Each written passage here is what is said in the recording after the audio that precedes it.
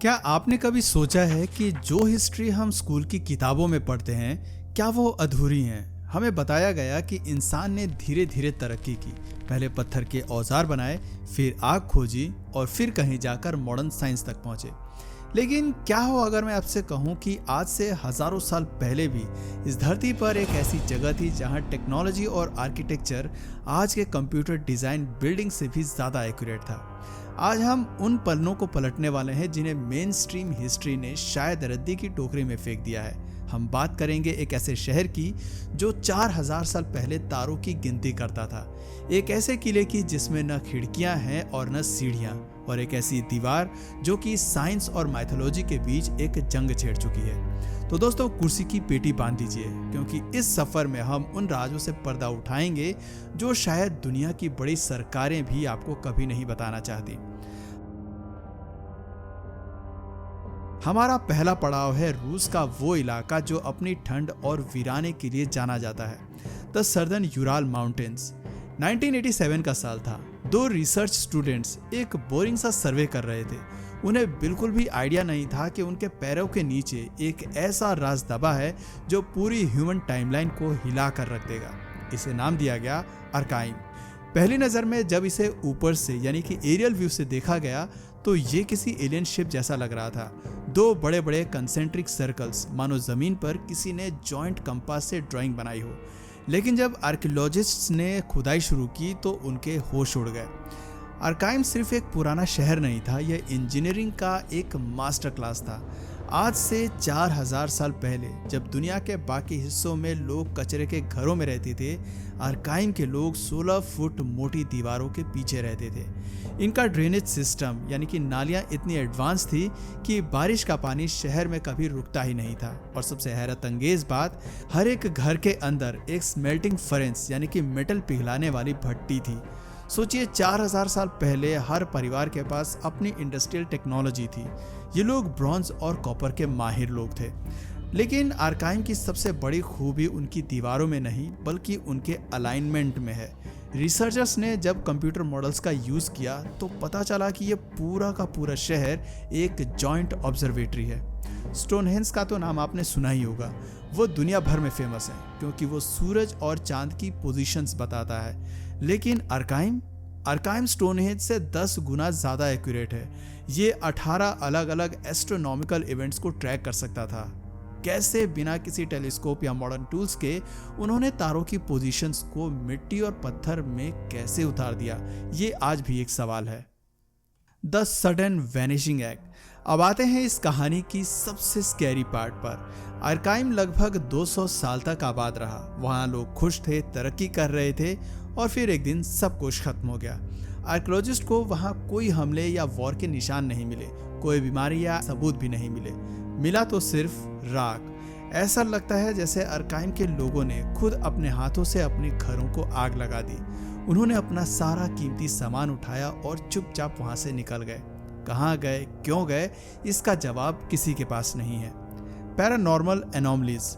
आज भी अर्काइम को रूस की सबसे मिस्टीरियस जगह माना जाता है। वहाँ जाने वाले लोग बताते हैं कि उनके कंपास काम करना बंद कर देते हैं। मोबाइल की बैटरी जो 100% होती है वो पल भर में 0 हो जाती है। लोकल लोग कहते हैं कि रात के वक्त वहाँ घोस्ट ऑफ द एंशिएंट्स दिखते हैं। अजीब सी रोशनियाँ यानी कि यूएफओ और हवा में गूंजती हुई आवाज़ें। कुछ लोग तो ये भी मानते हैं कि अर्काइम एक पोर्टल है जहाँ से लोग दूसरी दुनिया में चले गए। साइंस के पास इन सभी बातों का कोई ठोस जवाब नहीं है, बस थ्योरीज हैं। लेकिन ये बात तय है कि अर्काइम ने हमें बता दिया कि हमारे पूर्वज प्रिमिटिव नहीं बल्कि हमसे कहीं ज़्यादा एनलाइटेड थे। कसारदरा। अब हम रूस की बर्फीली वादियों से निकलकर सीधे चलते हैं दुनिया के सबसे बड़े और बेरहम रेगिस्तान की तरफ, द सहारा डेजर्ट। अल्जीरिया के इस तपते हुए रेतीले समंदर के बीचों बीच एक ऐसी चीज खड़ी है जिसे देखकर आर्किटेक्ट्स का दिमाग चकरा जाता है। इसका नाम है कसारदरा। रेत के टीलों के बीच बना यह एक विशाल गोलाकार किला है, लेकिन जब आप इसके करीब पहुंचेंगे तो आपको एहसास होगा कि ये कोई आम किला नहीं है। इसमें कुछ ऐसा है जो बहुत ही अजीब है। खिड़कियों का न होना। किसी भी किले को क्यों बनाया जाता है? दुश्मन पर नजर रखने के लिए या हमले से बचने के लिए? लेकिन कसारद्रा की बाहरी दीवारों में एक भी खिड़की नहीं है। ये पूरी तरह से सील है। अगर आप बाहर खड़े हैं तो आप अंदर नहीं देख सकते कि अंदर क्या हो रहा है, और अंदर रहने वाला इंसान ये नहीं देख सकता कि बाहर से कौन आ रहा है। ये एक ऐसी ब्लाइंड वॉल है जो सुरक्षा के किसी भी पुराने नियम को नहीं मानती। कमरों का रहस्यमय जाल।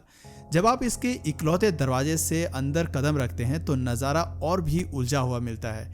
यहाँ 2 परत वाली दीवारें हैं। इसके अंदर छोटे छोटे कमरे बने हुए हैं, लेकिन सबसे अजीब बात पता है क्या है? ये कमरे आपस में जुड़े हुए नहीं हैं। अगर आपको एक कमरे से दूसरे कमरे में जाना है तो आपको बाहर सेंट्रल कोर्टयार्ड में यानी कि आंगन में आना होगा और फिर दूसरे कमरे में घुसना होगा। ये प्राइवेसी के लिए था या किसी को कैद करने के लिए? और तो और इस किले में ऊपर की मंजिलों पर जाने के लिए कोई सीढ़ी नहीं मिलती है। तो क्या वहां रहने वाले लोग दीवारों पर चढ़कर जाते थे, या उनके पास कोई ऐसी तकनीक थी जो हम आज तक समझ नहीं पाए? सालों तक लोग इसे एक सराय समझते रहे जहां से ऊंटों के काफिले गुजरते थे, लेकिन फिर कुछ रिसर्चर्स को दीवारों पर कुछ बहुत पुराने निशान मिले। ये यहूदी धर्म यानी कि ज्यूइश सिंबल्स के प्रतीक थे। एक थ्योरी कहती है कि 15वीं शताब्दी में जब यहूदी व्यापारियों को परेशान किया जा रहा था तब उन्होंने छिपने के लिए इसे बनाया था। लेकिन क्या ये मुमकिन है कि इतने बड़े और जटिल स्ट्रक्चर को सिर्फ एक हिडन शेल्टर की तरह इस्तेमाल किया जाए? सहारा की झुलसा देने वाली गर्मी में जहां पानी का नामो निशान नहीं है, वहां इतना बड़ा पत्थर का किला खड़ा करना कोई मजाक नहीं है।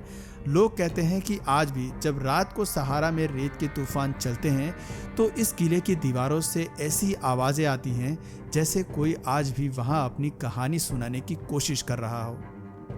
कैमानावा वॉल, कुदरत का करिश्मा या इंसानी हाथ। दोस्तों, सहारा की गर्मी से निकलकर अब हम चलते हैं न्यूजीलैंड के ठंडे और घने जंगलों की तरफ। यहाँ के कैमानावा फॉरेस्ट में एक ऐसी दीवार है जिसने वैज्ञानिकों को 2 गुटों में बांट दिया है। इसे कहते हैं द कैमानावा वॉल। दोस्तों, जंगल के बीचों बीच आपको पत्थर के बड़े बड़े चौकोर ब्लॉक्स दिखाई देंगे। ये ब्लॉक्स इतने परफेक्टली कटे हुए हैं और एक दूसरे के ऊपर इतनी बारीकी से रखे गए हैं कि कोई बच्चा भी कहेगा कि इसे किसी ने बनाया है। ये दीवार लगभग 2000 साल पुरानी बताई जाती है। अगर ये दीवार सच में इंसानों ने बनाई है तो न्यूजीलैंड का पूरा इतिहास बदल जाएगा, क्योंकि मुख्य इतिहास कहता है कि यहाँ सबसे पहले माओरी लोग आए थे। लेकिन ये दीवार माओरी लोगों के आने से बहुत पहले की है। कुछ रिसर्चर्स का दावा है कि ये वैताहा सभ्यता ने बनाई थी, जिनके ताल्लुक प्राचीन मिस्र या साउथ अमेरिका से थे। क्या ये मुमकिन है कि हजारों साल पहले समुद्री नाविकों ने पूरी दुनिया का चक्कर लगा लिया था और न्यूजीलैंड के जंगलों में अपनी बस्तियां बसाई थी? लेकिन यहाँ आता है कहानी में ट्विस्ट। सरकारी जियोलॉजिस्ट कहते हैं कि ये कोई दीवार नहीं है। उनका कहना है कि ये इग्निम ब्राइट नाम की चट्टान है। जब लाखों साल पहले ज्वालामुखी फटा तो लावा ठंडा होने पर कुदरती तौर पर ऐसे चौकोर टुकड़ों में टूट गया। लेकिन सवाल ये है कि कुदरत इतनी परफेक्ट कैसे हो सकती है? ये दीवार बिल्कुल उत्तर की तरफ फेस करती है, जो प्राचीन सभ्यताओं का एक सिग्नेचर स्टाइल था। क्या ये सिर्फ एक इत्तेफाक है या विज्ञान एक कड़वे सच को छिपाने की कोशिश कर रहा है? अब आता है वो सवाल जो आपके और मेरे, हम सबके जहन में उठ रहा होगा। अगर आर्काइम इतना एडवांस था, अगर कसारद्रा की बनावट इतनी बेमिसाल थी और अगर कैमानावा की दीवार इंसानों ने बनाई थी, तो हमारी इतिहास के किताबों में इनका जिक्र क्यों नहीं है? क्यों हर बार जब भी कोई चीज़ ऐसी मिलती है जो हमारी पुरानी थ्योरीज को चैलेंज करती है तो उसे कुदरती करिश्मा या इत्तेफाक कहकर टाल दिया जाता है? सालों से कई इंडिपेंडेंट रिसर्चर्स का मानना है कि एक नॉलेज फिल्टर काम कर रहा है। कई वैज्ञानिक और कई सरकारें नहीं चाहती कि इतिहास की किताबों को दोबारा लिखा जाए, क्योंकि अगर ये साबित हो गया कि प्राचीन इतिहास हमसे ज़्यादा बुद्धिमान था तो आज का पूरा सिस्टम और हमारी सुपीरियॉरिटी का घमंड चूर चूर हो जाएगा। इन तीनों जगहों में एक समानता गौर करने वाली है, तथ्य और गणित। चाहे वो रूस के आर्काइम का खगोलीय ज्ञान हो या न्यूजीलैंड की दीवार का उत्तर दिशा की ओर एकदम सटीक होना, ऐसा लगता है जैसे पूरी दुनिया में एक हिडन नेटवर्क था। क्या ये हो सकता है कि हजारों साल पहले भी एक इंटरनेट जैसा नेटवर्क रहा हो, जहां ज्ञान को एक महाद्वीप से दूसरे महाद्वीप तक पहुंचाया जाता था? दोस्तों, आर्काइम, कसारद्रा और कैमानावा वॉल सिर्फ पत्थर के ढेर नहीं है। ये वो आवाज़ें हैं जो वक्त की धूल के नीचे से हमें पुकार रही हैं। ये हमें याद दिलाती हैं कि इंसान का सफ़र उतना सीधा नहीं रहा जितना हमें लगता है। हम शायद गिरकर संभले हैं, संभल कर फिर गिरे हैं और न जाने कितनी बार अपनी महान खोजों को भूल चुके हैं। आज जब हम खुद को बहुत मॉडर्न समझते हैं, तब ये प्राचीन खंडहर हमें आईना दिखाते हैं। ये हमें बताते हैं कि शायद ब्रह्मांड के और धरती के रहस्यों को समझने में हम आज भी उन प्राचीन लोगों से पीछे हैं। सच्चाई क्या है?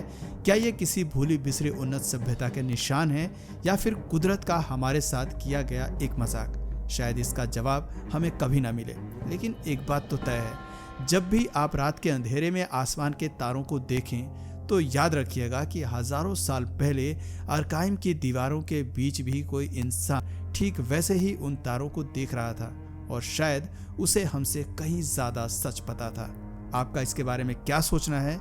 क्या आपको लगता है कि वाकई कोई प्राचीन हाईटेक सभ्यता मौजूद थी? अपनी राय नीचे कमेंट सेक्शन में हमें जरूर बताइए।